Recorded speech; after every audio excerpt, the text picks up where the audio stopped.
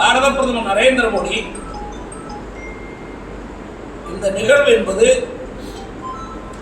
இதுகாலம் இருந்த எந்த பாரத பிரதம அமைச்சரும் செய்யாத ஒரு நிகழ்வு.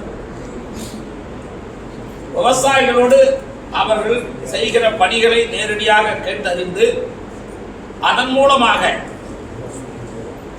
எந்த மாதிரியான அமைப்பை உருவாக்கலாம், எந்த மாதிரியான வளர்ச்சி இந்த தேசத்துக்கு கொடுப்பது என்று கண்டறிவதற்காக விவசாயிகளுடைய கலந்துரையாடல்.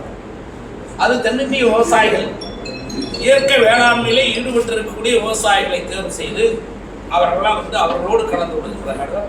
அரசியல் கிடையாது, அரசியல் நிகழ்வு கிடையாது. முழுக்க முழுக்க விவசாய உற்பத்திக்காக, அதுவும் இயற்கை வேளாண்மையை ஊக்கப்படுத்துவதற்காக அந்த நிகழ்ச்சி இன்னும் முடிவாகவில்லை. ஒரு நிகழ்ச்சி முடிவாகி எத்தனை மணிக்கு எத்தனை நிகழ்ச்சிகள் எல்லாம் நடைபெறும்.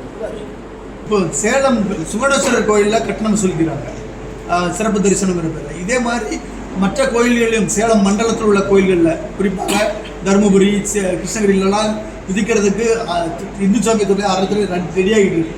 இதுக்கு என்னென்ன மாதிரி நடவடிக்கை தடுக்க என்ன பண்ண முடியும்? அறிவிப்போட நிற்கும். 26க்கு அப்புறம் ஆட்சி மாற்றம் வந்துடும். அப்போ எல்லாம் கோயில்கள்லாம் சீரமைக்கப்படும். இதெல்லாம் இதுக்கான குறைகள்லாம் தீர்க்கப்படும்.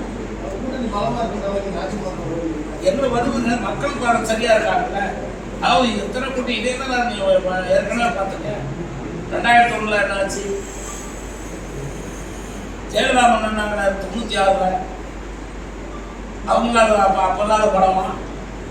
96 யாராவது அவங்க தோப்பாங்க நினைச்சிங்களா? மக்கள் தாங்க, மக்கள் ஒரு முடிவு எடுத்துட்டாங்க. இப்போ எது வந்தாலும் சரி திமுக வரக்கூடாது, யார் வரணுங்கிறத விட யார் வரக்கூடாது. அதுவே தமிழ்நாட்டு மக்கள் தெளிவாக நீங்க சொல்லிட்டு இருக்கீங்க. வாக்களிக்கிறது இத்தனை பேர் பாட்டுருக்காங்க பார்த்தீங்களா? பார்த்தீங்களா? கூட்டணிக்கு வாக்களிக்கலன்னு நீங்க எப்படி சொல்ல முடியும்? கடந்த முறைகள்லாம் வாக்களிச்சாங்க. 2% வித்தியாசம் தான் கூட ஆட்சி அமைச்சாங்க. அப்புறம் வாக்களிக்கலன்னு சொல்ல ஊடகங்கள் திருப்பி திருப்பி சொல்லிக்கிட்டு இருந்தீங்கன்னா அதில் உட்காந்து ஆளுகளை கேம்பையர் உட்கார வச்சுக்கிட்டு அவங்க மாசத்துக்கு ஒருக்கா மஸ்டா பார்ட்டி வச்சுக்கிட்டு என்ன நீ இதை பேசு, நான் இதை பேசுறேன், நீ இதை சொல்லு, நான் அதை சொல்றேன் சொல்லிக்கிட்டே இருந்தீங்கன்னா நான் சொல்லிக்கிட்டே இருப்பேன்.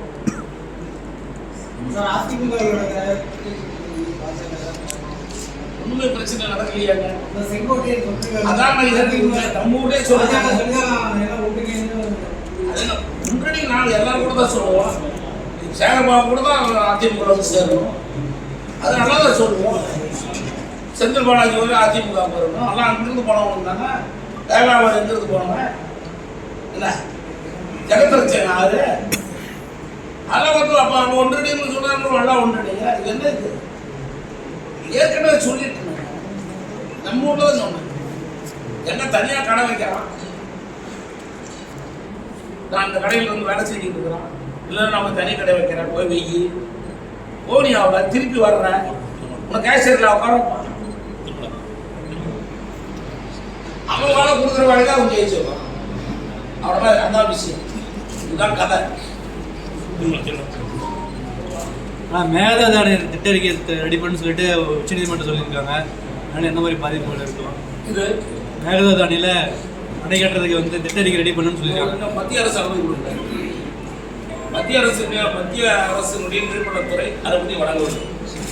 மத்திய அரசினுடைய நீர்வளத்துறை அனுமதி வழங்கினால்தான் அப்படி பேசுது. இன்னும் வரைக்கும் அதுக்கு அனுமதி வழங்க நான் நீங்க பேசிக்கலாம். அந்த முயற்சிகள்ல நாங்கள் எடுக்கல. அந்த முயற்சி எடுக்கல.